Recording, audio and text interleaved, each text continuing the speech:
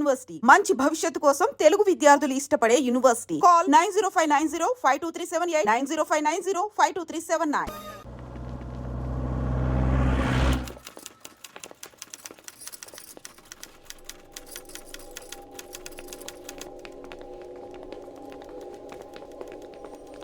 నమస్తే అన్న.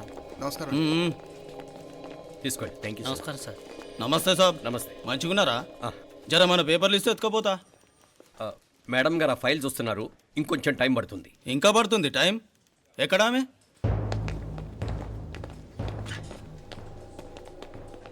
నమస్తే మేడం.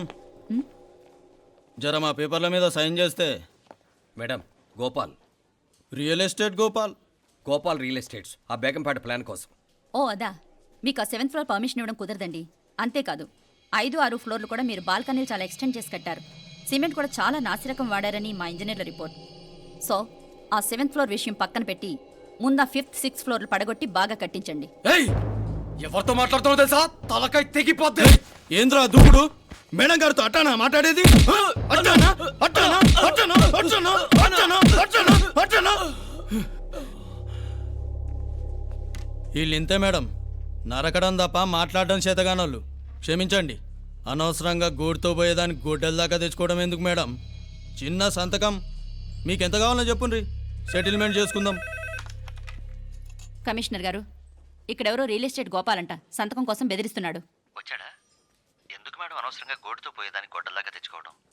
చిన్న సంతకమే కదా.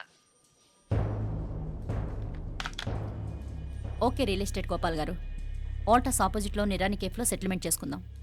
3ంటికి వచ్చేయండి. మంచిది మేడం, వస్తా.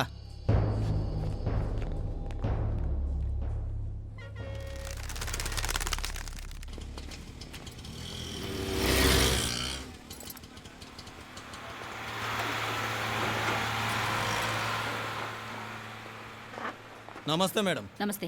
ఏయ్ లేండ్రా, కూర్చోండి. పర్లేదు, ఇక్కడ కూర్చుందాం. రండి మేడం, చాయ్ చెప్పమంటారా? ఇప్పుడే తాగాను. మా ఆఫీసు కూడా ఇక్కడి నుంచే వస్తుంది. ఇప్పుడు నచ్చిరు మేడం. లేకపోతే ఏంటి మేడం, ఆ గవర్నమెంట్ వాళ్ళు ఇచ్చే జీతం ఏ మూలకు మీకు? మీకు చదువుకుంటున్న బిడ్డలు, పెళ్ళిడికి వచ్చిన పిల్లలు ఉంటారు కదా. ఇదిగో తీసుకోండి మేడం, ఇందులో 50,000 ఉన్నాయి.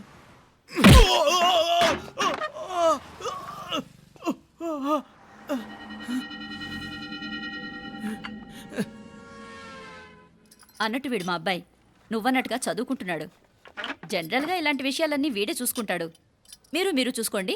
నాకు అవతల ఆఫీస్లో బోల్డ్ పనులున్నాయి. వస్తాను. అవునరా, ఈ హోటల్లో పాయా కూడా చాలా బాగుంటుందనుకుంటాను. కొంచెం రుచి చూపించరాదు?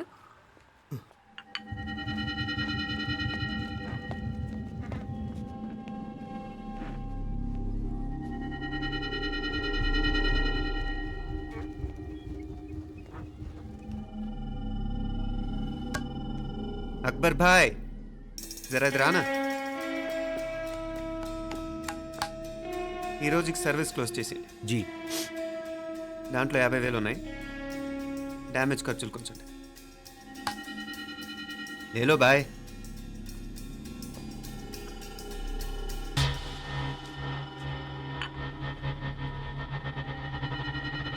చెయ్యండి రా పాయా.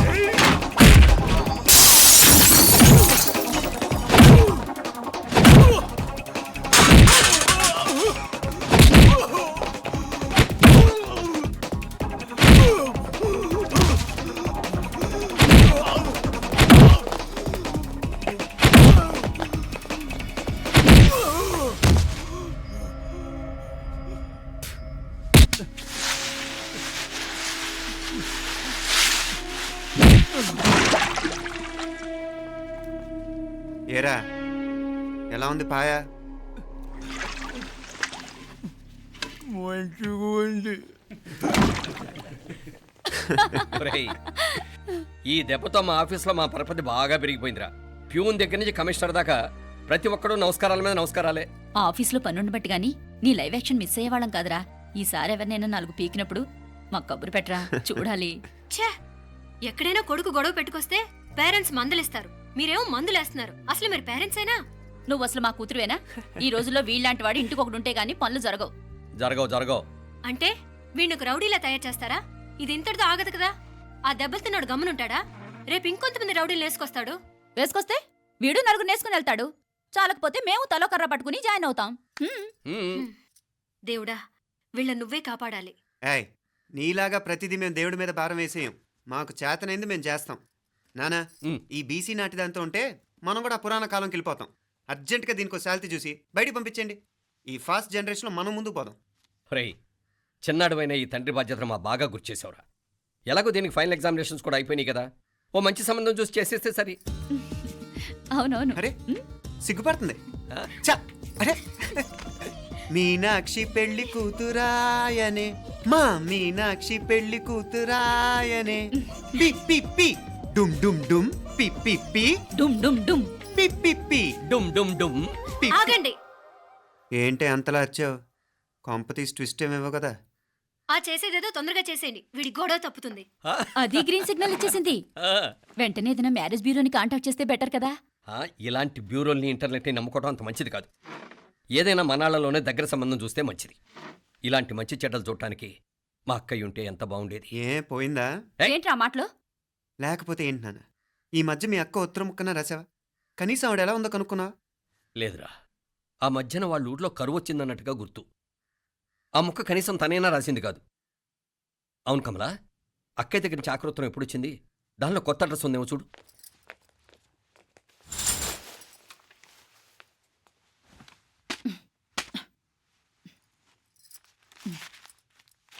ఇవి చూడు.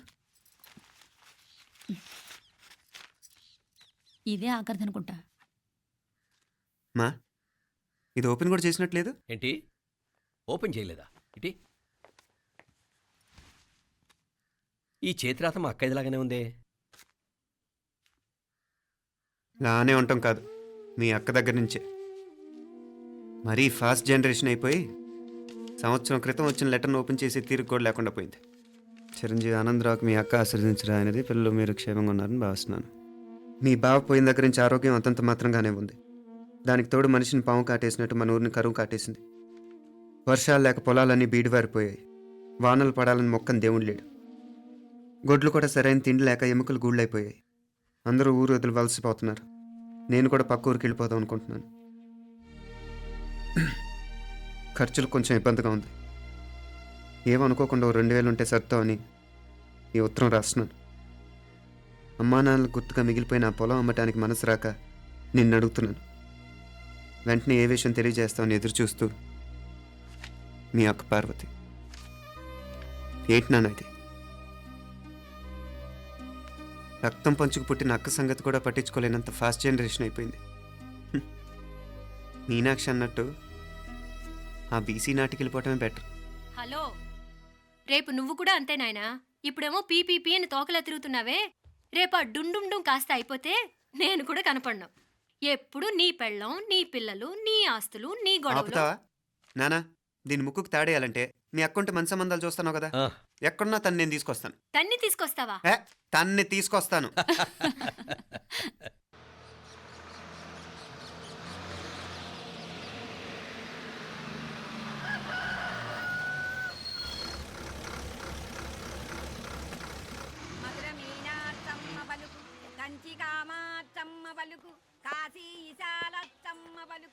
బాబు, ఇక్కడ కావూరి పార్వతమ్మ గారి ఇల్లు ఆ సందులో రామాలయం పక్కనుందండి.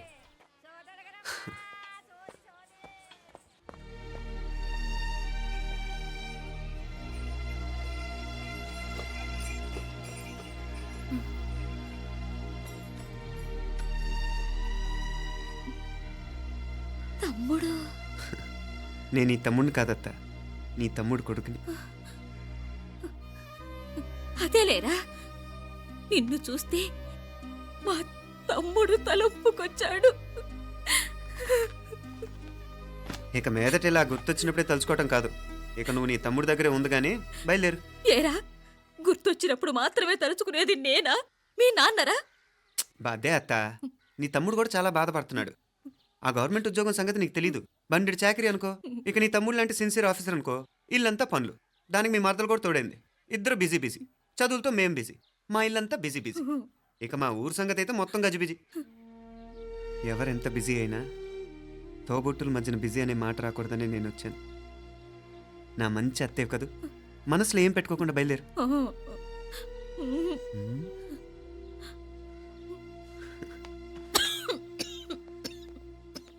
ఇంకా ఈ నాటు మందులతో పనేంటత్తా?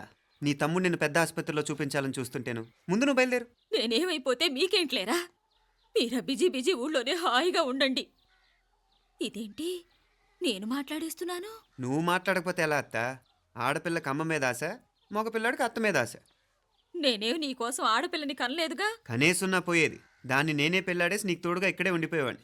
అప్పుడు ఏమన్నా అనుకుంటే నేను ఆడేవాడిని. చెప్తున్నాను కదా అత్త, మీ అక్క తమ్ముళ్ళ మధ్యన ఉంది చాలా చిన్న గీత. మన ఇంట్లో పెద్ద దిక్కు నువ్వే కదా.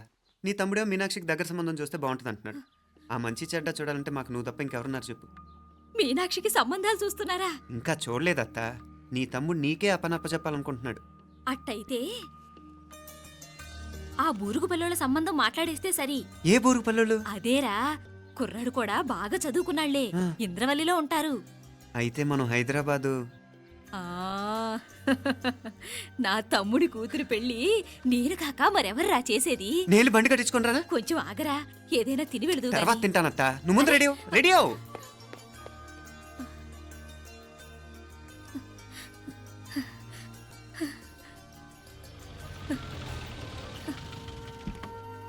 అత్త, ముందు నువ్వు పద. సామాన్ నేను తీసుకొస్తాను కదా. ఇక్కడ సర్దుబాట్లు ఉంటే తర్వాత నాన్న వచ్చేస్తారు. సరేనా? బయలుదేరు. వస్తానమ్మా. వెళ్ళరామ్మా. సావిత్రమ్మా వస్తానమ్మా. మంచిదమ్మా. రాఘవయ్య గారు వస్తాను. పెళ్లికి మీరంతా తప్పకుండా రావాలి. వస్తాను.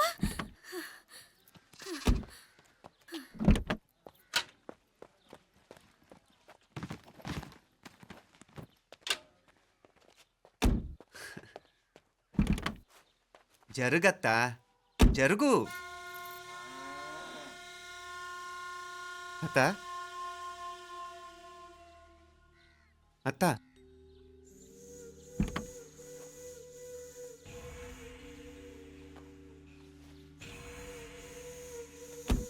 ఏమైంది పార్వతమ్మా? పార్వతమ్మా, పార్వతమ్మా! అయ్యో, ఎంత ఘోరం జరిగిపోయింది. ఉన్నట్టుండి పడిపోయింది. ఏమైందమ్మా? అరే కొండయ్య, పార్వతం చచ్చిపోయిందిరా. అయ్యో, ఎంత పని జరిగింది? ఇన్ని రోజులు తమ్ముడు తమ్ముడు అని కలవరించింది. ఆ తమ్ముడు రమ్మని పిలిచినప్పుడే ఆ దేవుడు కూడా పిలుపునిచ్చాడు. పాపం.